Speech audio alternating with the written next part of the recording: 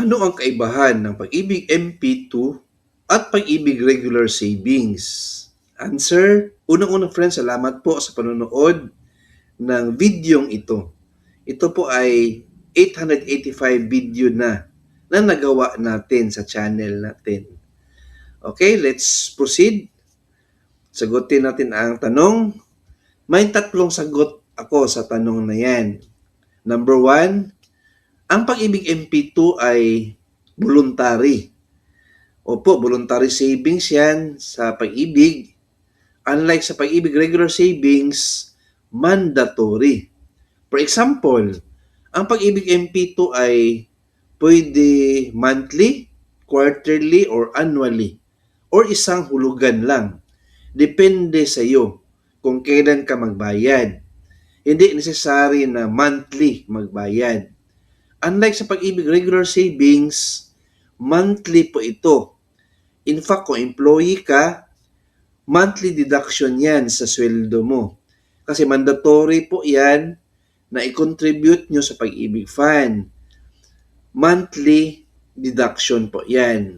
Alright? So number 2, ang Pag-ibig MP2 ay 500 po yan, ang minimum amount.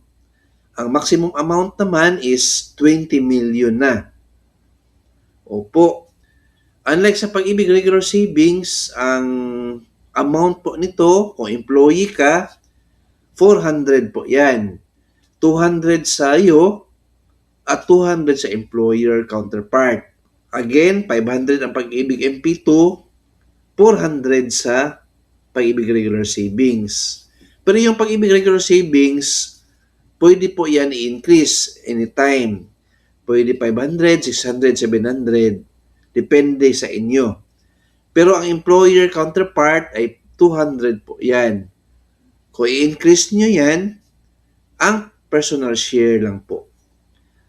Alright, so number 3, ang Pag-ibig MP2 ay mas malaki ang dividends rate. Unlike ang Pag-ibig regular savings, medyo maliit.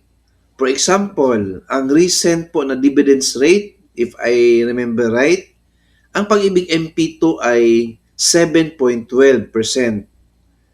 Unlike sa Pag-ibig regular savings, parang 6% lang. Ayan po ang difference or kaibahan ng Pag-ibig MP2 at Pag-ibig regular savings.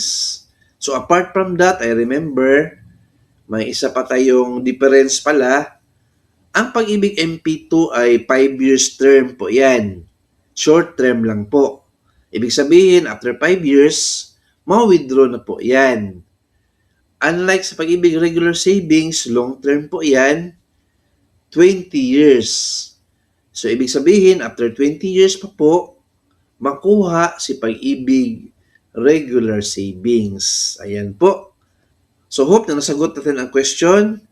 Keep watching my YouTube channel. Please like, share this video, and subscribe my YouTube channel. Thank you, God bless, and 2 thumbs up.